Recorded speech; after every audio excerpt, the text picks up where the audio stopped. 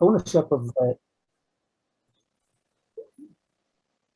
the ownership of the land passed to the Knox family, who later are the Earls of Ranfurly, and it remained with them for quite a long time, 235 years. Shortly after the Knox family got the land, the park, it's about 550 acres, they built what is known as Manor Court of Bruniel. It's a quadrangle based structure with a circular tower on one corner, which later became the boardroom. That's Manor Court.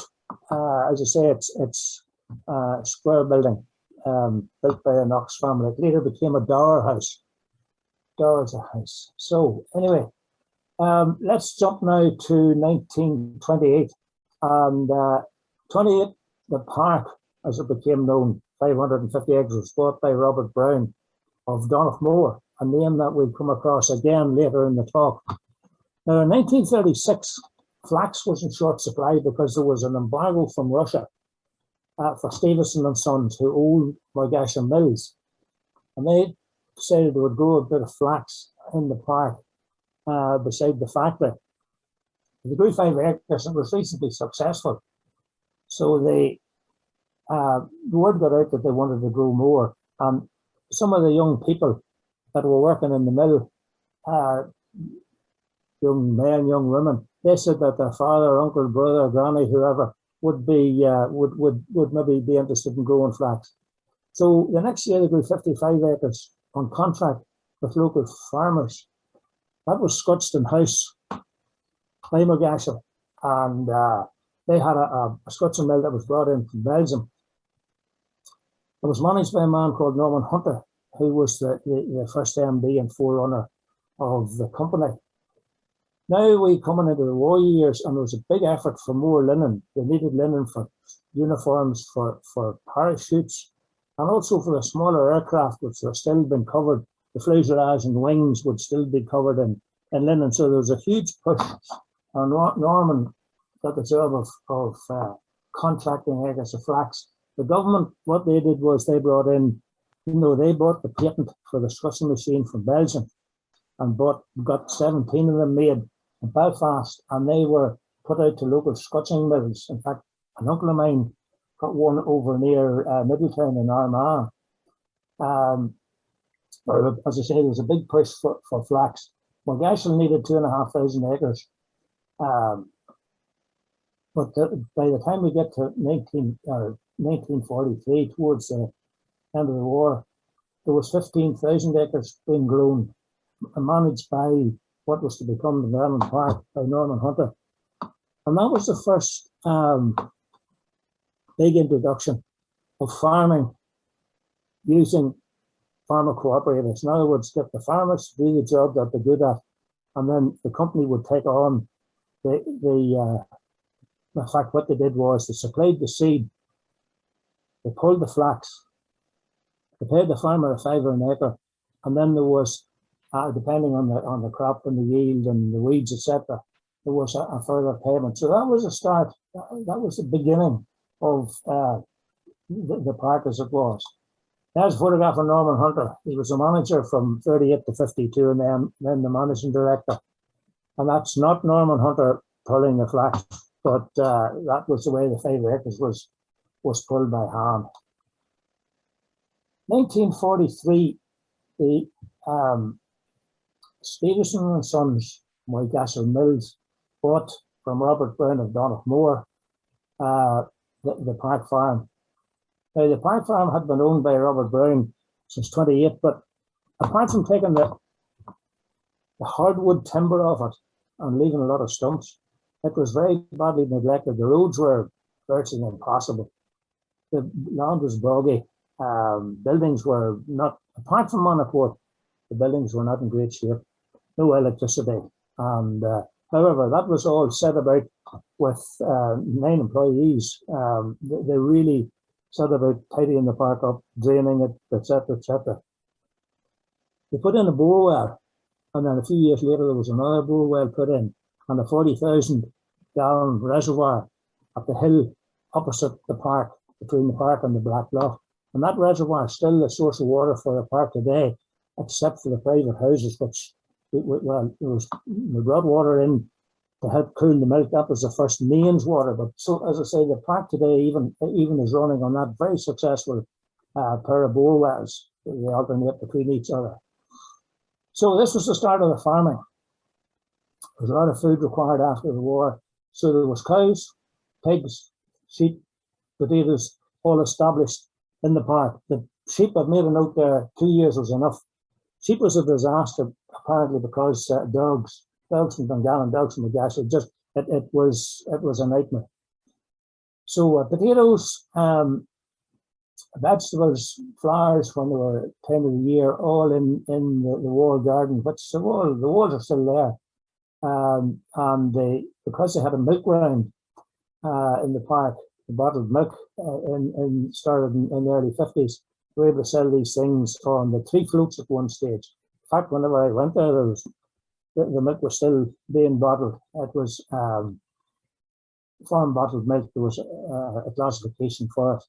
The saltwood timbers were sawn on site with a huge big creosote, big pot, I suppose you describe it, for treating the timber to make portable housing, particularly for the poultry, which was going to start and grow. Easier to grow the cow side of it and the beef side of the business, because we're still in the war rationing up until 1953.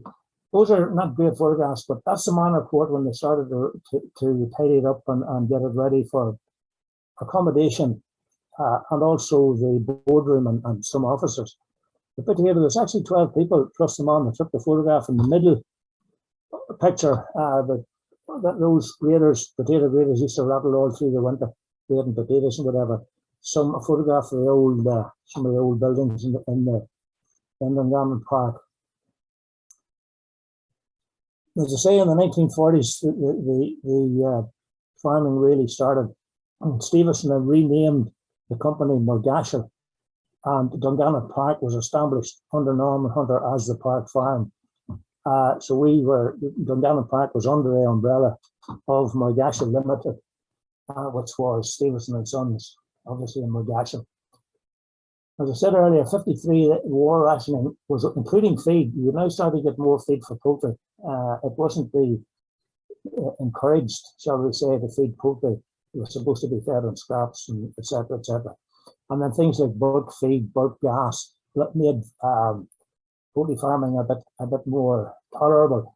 There's a photograph I was able to find out of the park with rows and rows of labourers. The males were fattened inside, but the labourers were all outside.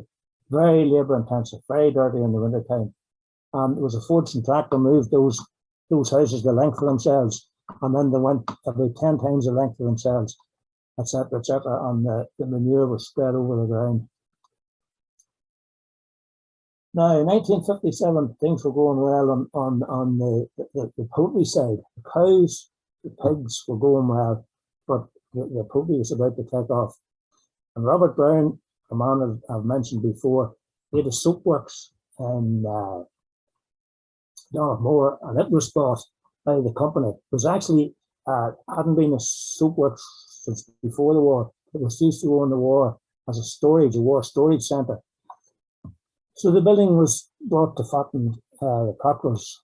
They were dual-purpose breeds, males for trying to fatten up, and the hens for laying eggs. But the numbers of chickens were growing, and they needed an old hen plant, somewhere to process not only the hens when they were laid out, but the cockers. So 58, Ulster Farmers Cooperative had a factory on the main street in Moira on the left-hand side when you went into Moira.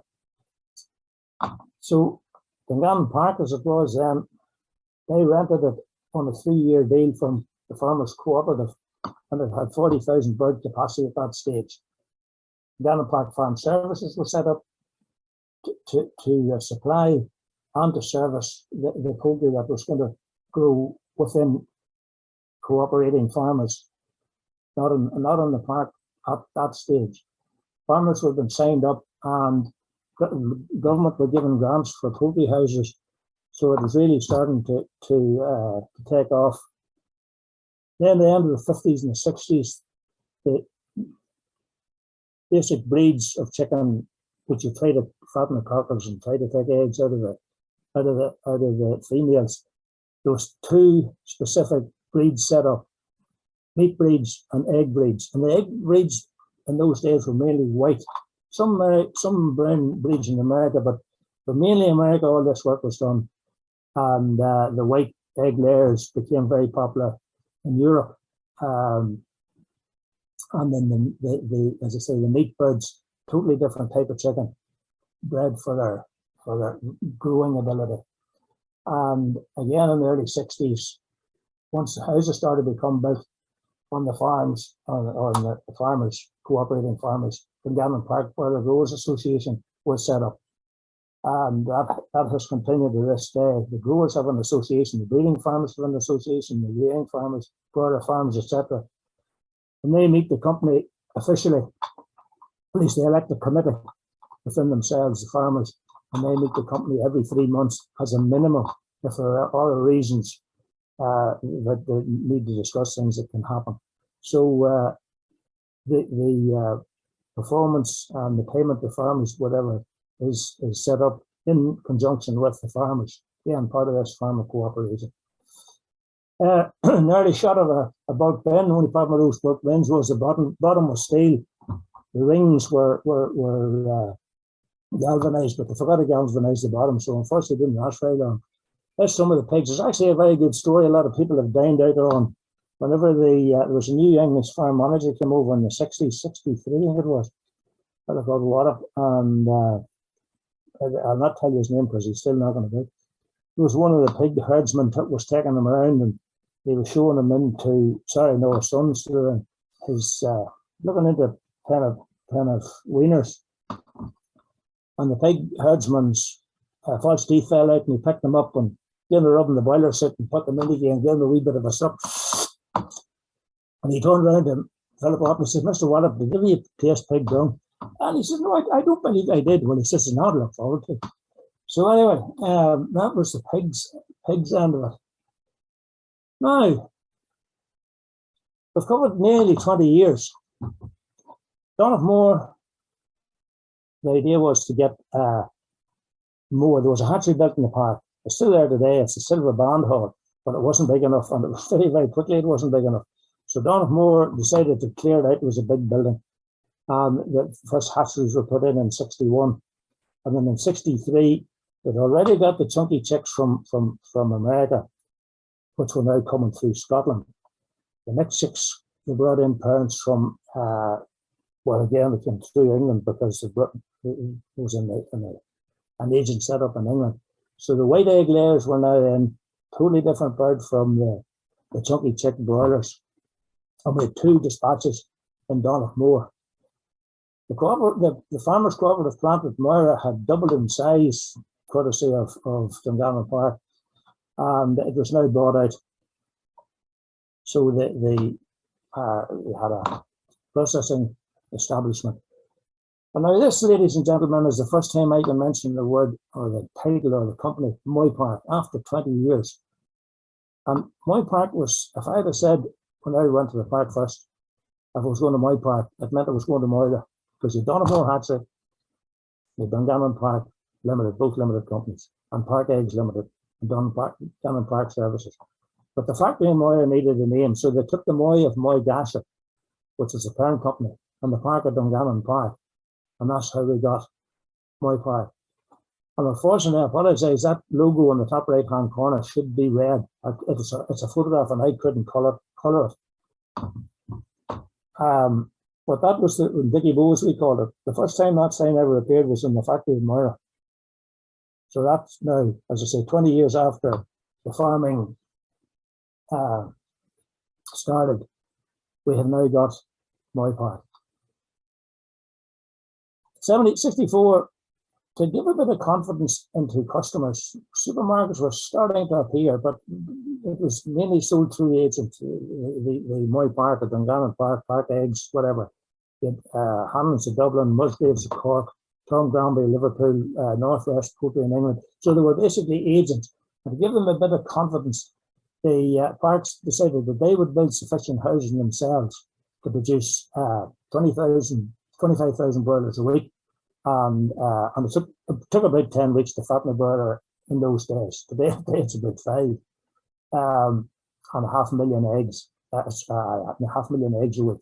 So they were constructed, some of them at Inishmal, some of them at Anahu, and the rest of them in around Dungannon Park.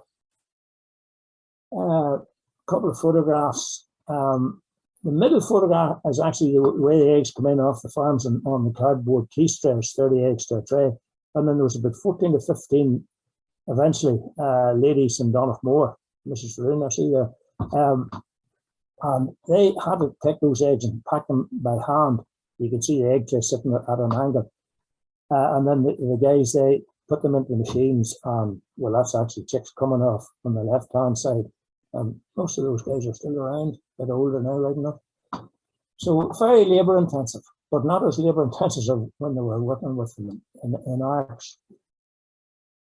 65, the site at Moira that was taken over from the farmers cooperative had quite a bit of ground at the back. The chicken factory was at the front, but there was a lot of ground. And what didn't come with it was negotiated in the early 60s to build a chicken plant, but they built an egg packing station first, and it could pack about 7,500 cases a week. And up under that, there was people like Hughes of Carlisle, Keynes of Castle Dawson, Peter Rogers of Cookstown, and Craig of Ahaffa were packing eggs from Moy Park, like Dungannon Park, pack eggs as it was. And then that packing station, eventually, they actually kept all the other guys on because that packing station could only handle half the eggs, because they did get up to 1.5 million layers, all in cages, and a lot of farmers. And we reared another 1 million birds for sale to the other smaller packers, feed firms, many feed firms at that time, both north and south of Ireland. So my first managerial job, if you like, was running the egg rearing group, the birds that were up to 18 weeks of age before they were moved. And as I say, we're rearing 2.5 million in the late 60s, early 70s. Chicken factory followed at Moira. Supermarkets were really getting control of the business. The Ayrshire cows, which had started in the 40s with 40 cows that were brought in from a particular herd, they were phased out in favour of British Friesian, mainly to try and get something that would produce a bull calf that you could rear, not the big Holsteins, but because the beef was very much on the cards. Chuggy chicks, which were brought in 60, they were brought out by a Scottish company, and to this day, that Scottish company in Moy Park still work the Ross breeder. There are 2 breeds left in the world, Ross breeders and Cobb, which is an American breed. And they have 40-odd% of the market between them. And then there's a smaller French company which do a slow bird, which is about 6-7% of the world market. So Ross breeders, or chunky chicks as it was, have survived. And one of only really 2 companies left now producing meat birds. 1968 and 9, I remember this, Mike Castle was bought by Corals, the famous knitwear people and fashions and men's suits and whatever, which is all what Mike Ashley did. So it didn't mean an awful lot to us at the time. Pigs were still growing. We had fattening accommodation to take pigs from 100 sows, but we needed the sow numbers up. So we increased the housing. That unfortunately was the last time for the pigs. Donaghmore Hatchery kept extending it, and the two dispatches, the broiler dispatch and the baby chicks for layers, were going well. But things were changing in Europe, and people wanted brown eggs rather than white eggs. Now they're still white, predominantly white in America today, but we're in Europe are now brown eggs, and that happened in the late 60s. So the decision was taken to change them from brown to white, from white to brown, and it just took us over 18 months. This is there's a new factory in Moya. A lot of people along the bottom. It's actually normally a bit busier, but might have been thinned out a bit for photograph. But very, very labour intensive. Those people along the bottom are hauling the insides out of the chickens, and then they're going up into to go to the water chillers. Into the 70s, the thing that really became, from our point of view on the farming side, was vaccines. We got our first live vaccine, which really transformed the health of the poultry industry, and it has right up to the present day.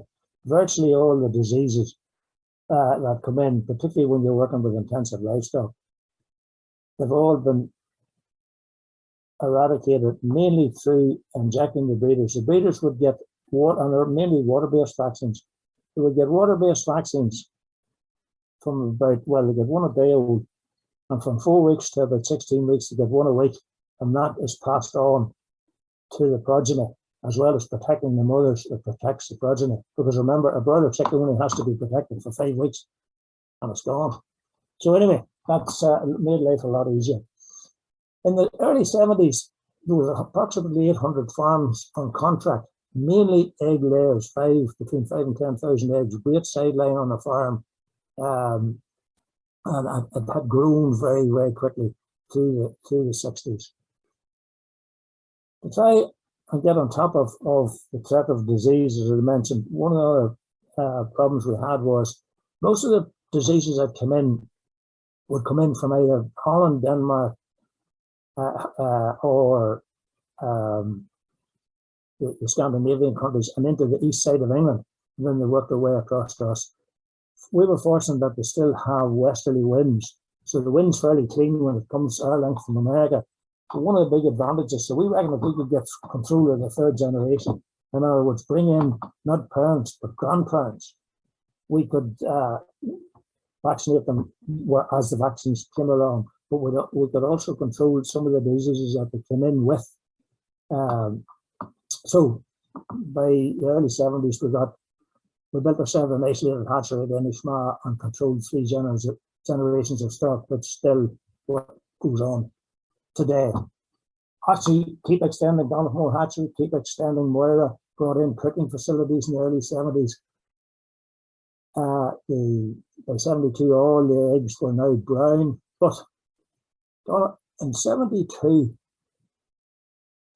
something happened that was to change, make things a lot more hard-nosed, if you like. Goodall took over in 68, 69, but by 72 they realised that Margasham, which is what they took over, although it sort of, bits of it lost money, bits of it broke even, and they might have been a few pounds, and some of the ladies' fractions or men's fractions or dyeing or weaving and all the things they did. But when 2 or 3 years in a row, it made a reasonable profit, more than they could expect from the monthly accounts. And it turned out it was the farming division. So in 72, there was big interest in Goodall's. There was everything except turf accountants. There was management accountants and systems accountants and cost accountants. And they realised this was where the money was being made. So big interest in the company by Goodall's. But unfortunately, that particular year, the bottom fell out of the pig prices. And we had to sell the pigs. So that was the start of the sad parts of the company. 73, there's a bomb in Donoughmore, which didn't help things. But we had to bid in for Lisburn. Bomb went off on a Tuesday. We'd been banned at Lisburn. And on the Wednesday morning, I got a phone call from Norman Hunter, and he said, "You've been to Lisburn hatchery, you've been through it and all the rest of it. It's been bought. We need it. Could you get it going?" I said, "Well, yeah, I think so." He said, "Well, away you go. It's supposed to be oil and gas and water and whatever. Go and check it out. As soon as you get there, ring me."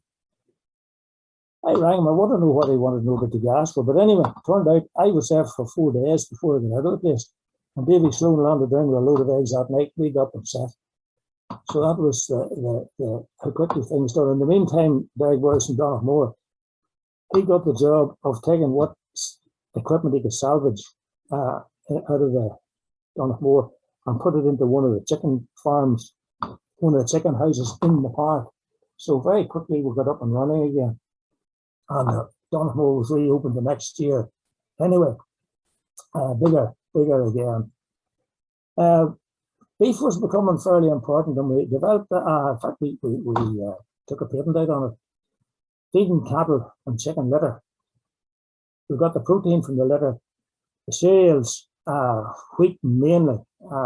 Could use barley. We used potatoes in some cases sometimes when they were going for animal feeds, all spread purple, and water, and mix it all up.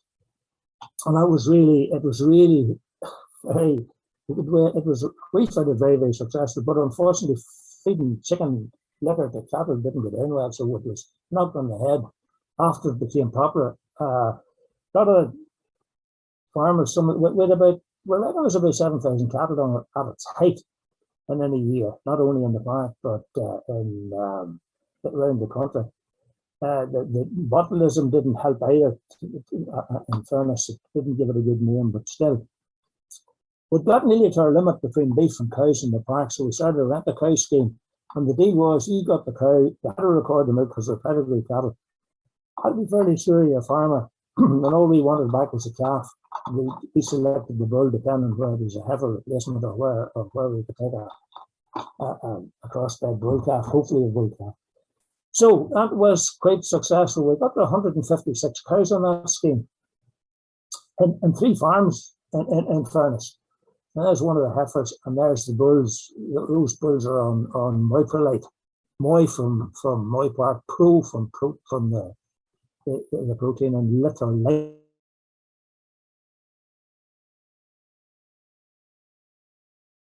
We built that beef unit up at the top of the park.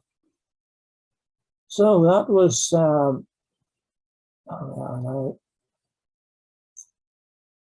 1975. And we're into the common market. I think I mentioned that in the previous slide. Yeah, we joined the EEC. One thing about that was feed jumped from £65 to £120. Not quite overnight, but nearly. That was a bit of a learning curve, and particularly the protein pig industry.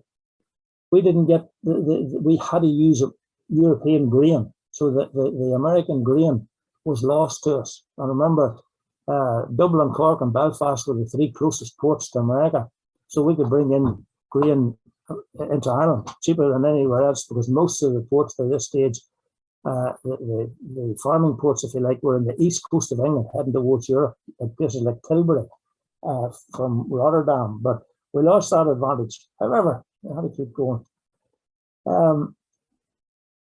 The egg group decision was taken to sell it. Restrictions came in terms of, if you took eggs over, anybody showing cattle would have known at the time if you were taking cattle over to England and you didn't sell them, you had to take a bad price for them. Well, if you sent the eggs over, and they were either too big, too small, too many cracks, and all the rest of it, it's starting to become difficult. So the egg group was sold, but we sold it with a safeguard, a minimum guaranteed income for the farmers for 3 years, a management type fee which we were paying them. So Ross totally agreed to that. The next thing about the chickens was, they were fresh chickens in Northern Ireland, but in England it was all frozen at that stage. And at least you could close the factory for a couple of weeks and fill your cold stores, and B, well, if you didn't sell them today, they didn't take any hurt. Cordals are very interested, as I said earlier. In 1975, we got a joint managing director with Norman. Norman was coming near retirement, and Gerald Smith, who was Cordals man from Cumbria, he was sent over to take charge of my park, and we were taken away from the Moyashel umbrella because they were 200-plus-year-old industry. We were 30, 40 years old, whatever, at the very most. And the core value, we were not the same value as the core value of knitting, and it was a knitting and weaving division, or knitting, something like that. So we were able to breathe a bit better when we got out from underneath Moyashel. Monacourt, and I mentioned it earlier, it was turned into a company hotel, as well as the offices, as well as Gerald's flat. And I'll mention that in a minute. Limousin, the first Limousin cattle, there was 4 cattle brought in. Eric brought in 2 into the park, and there was 2 went to a local farmer down in Bamberg. Monacourt. That became very important. Oh, I see the band hall up behind there. That was the first hatchery. Now the band just immediately behind it. But that became very important to my part, because remember in the 70s, A lot of people from England wouldn't come near us. The supermarkets were getting bigger. You needed to deal with them, but you couldn't get people to come to Northern Ireland for obvious reasons. So this was turned into a 7-bed hotel, as well as the offices and the boardroom. The security was put on at the bridge at the lake. Anybody knows the park. And there was phones in every room. And when we managed to persuade buyers to come over from England to see the company, we said, look, there's a telephone, ring your wife, you're still safe, and blah, blah, blah. And it really, really did pay dividends. We got a lot of, we got people to come. That was the difference. And they felt reasonably safer. So they said. Anyway, 75, 73 took a decision to build a new factory in Dungannon, a fresh factory. Although we built it, it could be both. And in 75, it was finished. 150,000 birds a week, and quickly it went up to 300,000 birds a week and became all fresh. That's the Dungannon factory. Moira, by this stage, was up to 300,000 birds, all frozen. Cooking facility was at Moira. NYD, I put that in, NYD's New York dress. Especially chickens were sold to butchers, and all they did was took the feathers off them. They left the head and the feet on, and they took the hind gut out, just the intestine. That became illegal after a while in Europe, and before the 80s, they were done away with. So it was far handy for us. On farm, as I mentioned there, on farm trying of hatching eggs.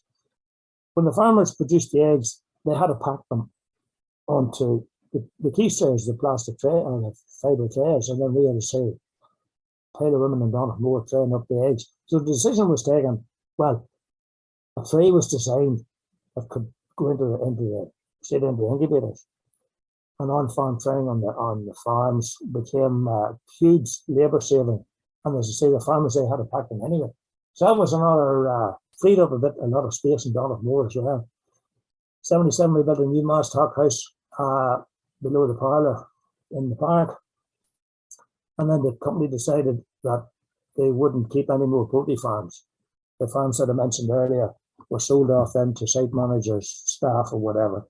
And that was a great decision, because if somebody rang me Sunday morning, somebody didn't turn in, and somebody's feeder's broken, and not my job to fix feeders, and all, it was great to get rid of.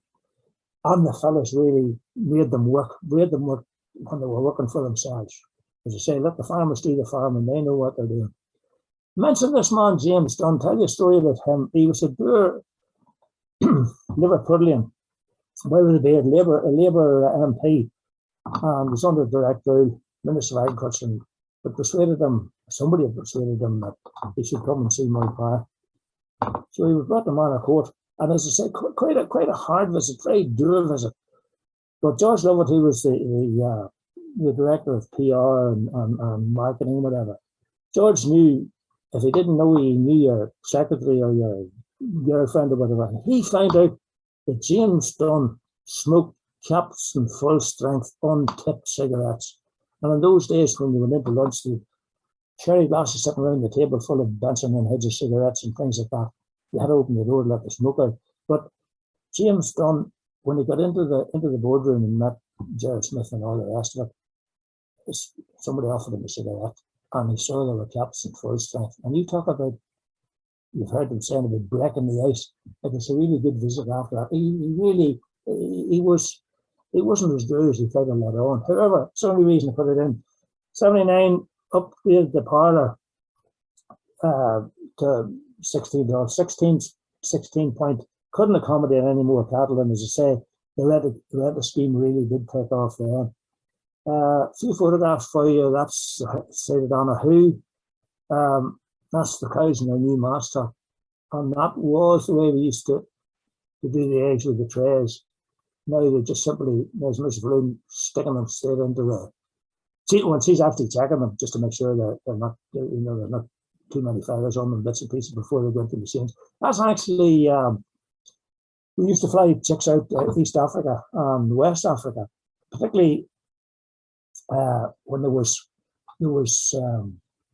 surpluses, or you were fighting with business and you were with the supermarkets. You always worked on a bit of a surplus, but we found we could get rid of them quite easily through our Ross connections into places like, particularly East Africa. There's And NRH, as he was known as. Norman Richardson Hunter retires. There's Jack Quinn from Coffle, with this selection of Tyrone Christoph. Those are the two heifers we brought in, the two Limousin. So anyway, as I say, Norman in his last couple of years was joint managing director with Gerald, and by this stage, Gerald had a fair idea what he was doing. Now, change of logo, change of company, change of, we moved from Donaghmore. The offices had been in Donaghmore, now moved to Manor Court. And we get a change of logo. 1980, Coo House Farm. Coo House was bought because the industry was going fresh in England through the supermarkets. We were a boat ride away, and we were a bit nervous about storms and whatever in the wintertime. So we bought this company, Coo House Farm, in Southport, with a hatchery, with farms, the whole job lot. Couple of hundred, much the same size as Lisbon hatchery, and that increased the kill to with Moira and Dungannon up to 800,000 a week. Put a bit of confidence into the supermarkets, but they soon began to realise that if you were sending chickens from Scotland, anywhere sort of north of Edinburgh, Marston's had the big operation up there. We could be there as quick as them, and eventually, perishable food either gets diverted or gets priority, and there's not an awful lot of storms that last much more than 8 or 10 hours. However, my point being out on the periphery of Europe, we needed to look at things that we could do differently, not only to improve the farming or to improve the factories or to improve the feed mill or whatever. It was what could we offer by way of an alternative. And I came up with this corn-fed chicken. That's basically what you get in America. So, plus the fact that the maize into America was cheaper than maize into Tilbury because it's coming from the other side of the Atlantic. So it was an introduction into different chicken, if you like, an alternative style. In 1984, Trevor Campbell, the MD, is a photograph of Trevor there. There's a managing buyout, 5 directors, well, eventually 4, they brought one of the directors out. There's Eric Reid, production director, Joe Toole, sales marketing director, Ian Brewster, financial director, and Trevor Campbell, the MD. So that was big time for my part. Good news. Premium chickens were introduced. Again, there is an alternative. We're not enough to get them in from them up years ago, but we're thinking of putting them out again. Now, the future was chicken. There was further processing was becoming a big thing. Whole chicken chopped up into legs, drumsticks, wings, breasts, whatever. Yes, but then there was calves and goujons. All those sorts of things were starting to appear. So further processed chicken, almost like a second industry. And to get that, we needed a factory. And to get the factory, we needed money. And unfortunately, a lot of us were not happy. But the cows, the beef, the whole lot, the cows were sold and the farm was sold, and to get enough money to set up the Craigavon further processing factory. And more than, again, you keep increasing Donaghmore, hatchery, you keep increasing the kill through Cool Hill. So we were able to close Moira, because factories, you'll soon realise as you go through the top, when you're running a factory for 20 odd hours a day plus and 6 days a week plus, after every 10, 12, 15 years, you really need to spend an awful lot of money, because those moving parts need to be, and you need a fierce amount of spares. So anyway, the Cool Hill factory was getting the attention from the slaughter point of view, and Craigavon was the further processing factory. That's just a picture of Larry's down, and it was actually one of the last photographs at Moira. I showed you a photograph earlier on with a lot of people standing with their hands up chickens backside. That replaced a serious amount of people. We can run Cool Hill and Dungannon, which is killing nearly 2 million chickens an hour a week. In those days, it was doing just under, well, about 800,000. You could do it with 22 people to produce an oven-ready chicken. And okay, once you get into the bits and pieces, the packing end employs a serious amount of people. But automation was where you were spending the money, really. House, we were able to prove to the people in England, major customers, that we could deliver them through the winters as well as anybody. So we're able to get rid of House Farm, because again, it was either going to have a lot of money spent on it or get it. So we refurbished the Moira, and Craigavon was extended, and the supermarkets are now 80% plus of the market. France, joint venture in France with Bourgoin, big processing company in France. There was no farming in France. It was all further processed chicken, and we went into a joint venture agreement. They opened in '92 a new parent stock and hatchery. That hatchery today supplies 24% of the West European market in day-old parents. This hatchery takes in grandparent hatching eggs and turns them into parent chicks. And that's a very successful part of my part. Farms are in places like Fermanagh, way down the far side of the Arch Peninsula, where there are virtually no other chickens. We don't grow any chickens in Fermanagh or over the Arch down that direction. But that's where the grandparent farms, not them all, but they're well sprinkled away from other farms. Hugely successful. Over 15 million and going on a million mothers a year. Cold store, big cold store facility was all robots and whatever to service the different products that the factory needs. It was brought in '85 in Craigavon, not far from the main further processing plant. And then, oh yes, I meant to mention, you remember DeLorean? DeLorean in the early '80s cost the government IBD and investment in ISOs now a lot of money. We were trying to build a factory in Craigavon, and the government was so nervous they got stung for 80 million, and they weren't going to lend us 2 or 3 million whenever they were a bit whatever. So they probably delayed Craigavon a couple of years. That was one of the reasons to say why the farm, well, the main reason was to raise money. But yeah, just DeLorean didn't do us any favours.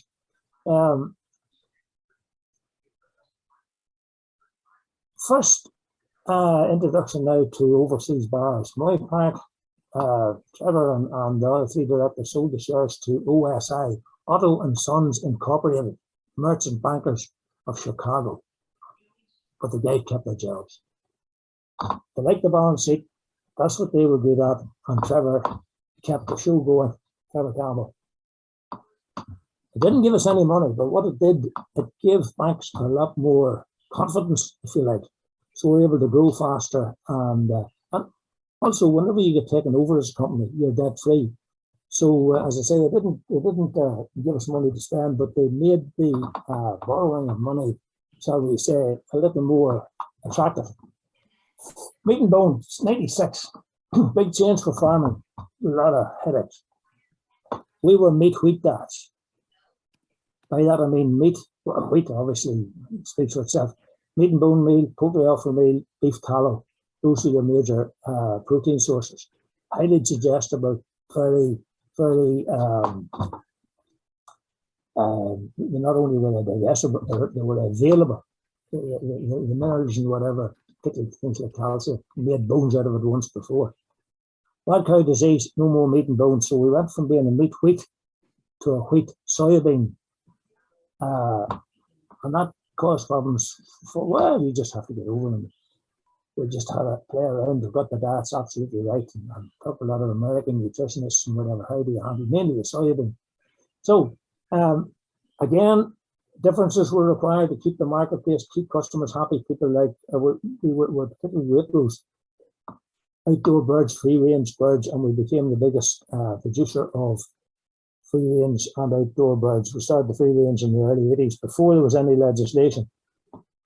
And then there was only France and ourselves that were interested in the legislation. So Joe O'Toole and Eric went off to France every now and again and lobbied with the French industry to make sure they would get something that was reasonable, which worked well. That's photograph of free range, and down near, it's actually down near the Moorings. And then that was, I would often get a nice coloured. They're not all brown and they're not all white. Some of them are brown and white mixed, but they were a slightly slow growing bird to keep the organic people happy. Same farms as we use for free range, except you've got to be 2 years in conversion. So it doesn't suit everybody. But anyway, it's a fair slice of the business. Not huge, but it's very important to supermarkets, people vote with their purse. They don't buy huge volumes of free range, but at least they can be offered to the customers, which keeps the customers happy. Another purchase in France in the end of the 90s, a sandwich meat factory in the north of, I remember what it is. Ireland got knocked out of the World Cup in Lille by Argentina, and I was there, and it was a brutal match. But anyway, Donmore extended again, now 1 million chicks a week. Cool Hill extended. When Cool Hill, the slaughter plant extends, we've got to extend the hatchery in front of them and build the houses. This is a very important year for my part. Opening of the heat-treated feed mill. We approved to get rid of salmonella. 1988, Mrs. Edwina Curry got up on her hind legs and said that most eggs in the UK had salmonella. Well, it didn't only wreck the egg industry, it didn't do us much good because eggs, chickens, eggs. So we proved through close mill that we could get rid of salmonella. There are certain salmonellas associated with feed, and by heat treating the feed, we could protect the parents. So all the feed at the Moy Park after 1999, there was a new feed mill built for us by Thompson's in Belfast, still going today, doing half the tonnage. And that was a fairly big step forward in keeping chickens clean, if you like. 2000, we were able to design steel frame clear span, a lot easier to catch, a lot easier to clean out. And then windows is one of the differences, if you like.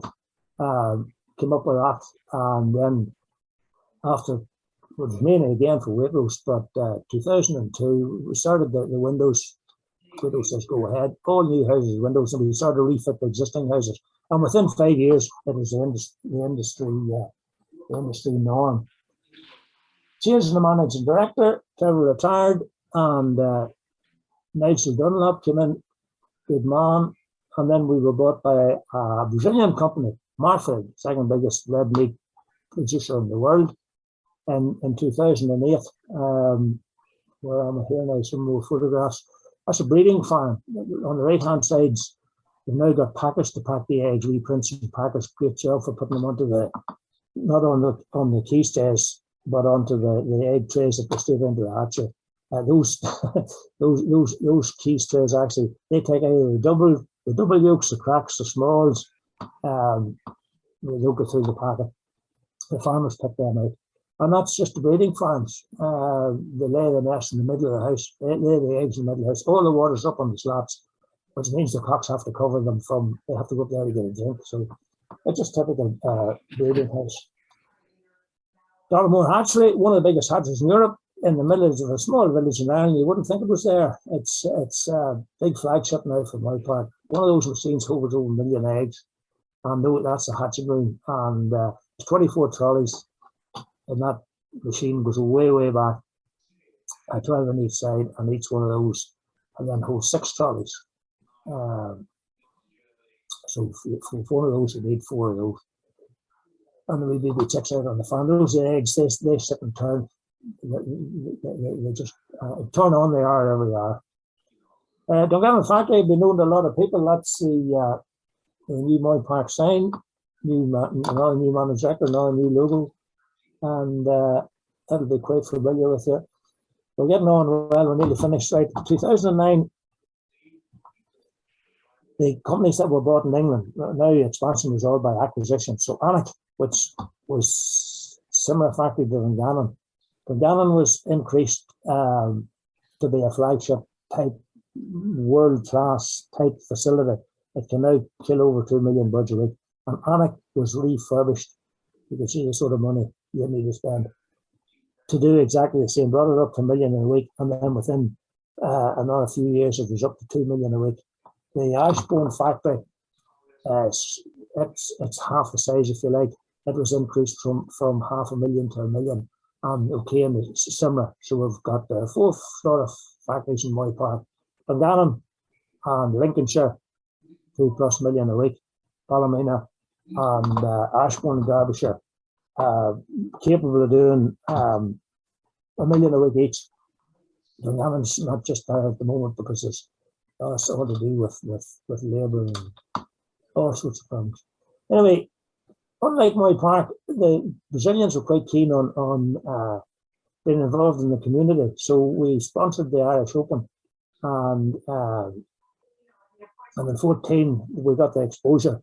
The deal was the company in Brazil was called Ceará. So if it was a North, Central, or South America country playing, Ceará would run around the pitch the logo.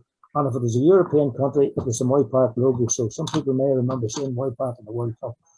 I mentioned that we got Dutchy chicken for Waitrose. That was something that Waitrose brought the Dutchy brand, and they insisted that we come up with how to produce a chicken for them. So anyway, one of the things that I got was to meet Prince Charles. And whenever that photograph came into the office, my secretary, my lifesaver, if you like, as soon as she saw it, she said, "That brother told him a joke." She says, "What? You told him a joke?" She was absolutely right. He was just about to leave. That was actually the third time I met him. And when he was about to leave, if you look at the top of his head and you look at the top of my head, there's not a lot of hair on them. And I says, "I believe, sir, we go to the same barber." And that's what the photographers wanted. Anyway, right, 75 years in Moy Park. And now a change of ownership from the second biggest to the biggest protein. Both companies really wanted to get a foothold in Europe. Big red meat producers in Brazil. The company was sold for just under $1 billion. And Dungannon was pushed up to $2 million a week. Next year, we launched omega-3 chicken, improves heart function and all the rest. We're making a lot of claims, so all done through the feed. And then JBS decided to transfer the ownership of Moy Park to Pilgrim Foods in the US. Just over $1 billion now. JBS own 75% of Pilgrim's, but it's English speaking. It's chicken men talking to chicken because Pilgrims are a chicken company, and it's worked well. At this stage, I'm just about to retire. So, but by all accounts, it's been a good move. As the boss said to me one time recently, I said, "Well, how are you getting on with English?" And go an awful lot better. And chicken people are. The only problem is the clock's still wrong because we're 5 or 6 hours. So it means all your meetings are either in the afternoon or at night. Anyway, new hatchery opened, big hatchery in England. Most capable of about 1.8. That one could do 2.5 million chicks a week. So we needed a new hatchery to service England, or service the part of England. And then celebrated 75 years. So you can see, ladies and gentlemen, no, 45 million. You spend serious amounts of money on companies that run, as I say, 20 hours a day, etc., with moving parts, and to keep ahead of technology. You've got a second industry, which I haven't talked that much about. They've got Craigavon Further Processing Factory, Craigavon Cook Factory, the hen in Beaumont, which eventually we bought out. It's got a 1 meter wide, the first ever 1 meter wide cooking line, frying line in France. We've got two similar companies, same companies, but factories in England. The one at Grantham and one at Wisbech, cooked chicken. And basically, if you buy a chicken fresh in a supermarket and you can say that's a leg, that's a drumstick, that's a breast, that's a wing, that's a whole chicken, it'll be produced 99%. There's a chance it might come from Holland, but it's basically produced at home here, in England, Ireland, whatever. But if you buy breaded chicken, Kiev's, Goujon's, bites, nuggets, all those sorts of things, where it's obviously breast meat, but it's all been chopped up and formed, it's nearly almost certain to be Brazil. So you've got 20 odd million chickens been produced in the UK a week, but there's 25 or 6 million been eaten. And that extra is your further process. That's a whole new industry on its own. And Moy Park, the biggest producer of chicken in the UK, biggest producer of hatching eggs in the UK, because you sell hatching eggs, these eggs go to Saudi, we just get them to Heathrow and they take care of them. These eggs go to there every week, there's eggs going to Holland every week, there's eggs going to England every week to external customers. So we produce a lot more hatching eggs than we need. And that's from very, very humble beginnings. Employees in the company now, and that includes France, England, there's operation in Dublin, and obviously Northern Ireland. is 1265, and the farmers are up to 800. But we were up at nearly 873 when we sold the egg group, mainly because the eggs tended to be smaller, but more of them. And then we produce just over 1.2 million tonnes of feed a year. Half of it in Belfast, quarter of it in Belfast and Thompson's, the other quarter in their own mill in Ronderstown, and the rest of it in mills in England. So that is, there's a photograph of a modern chicken house with windows and bales, and there's the RHI, famous RHI heat blowing system. I had a summary sheet, but I think in the interest of time, ladies and gentlemen, I'll take any questions, and thank you for your attention.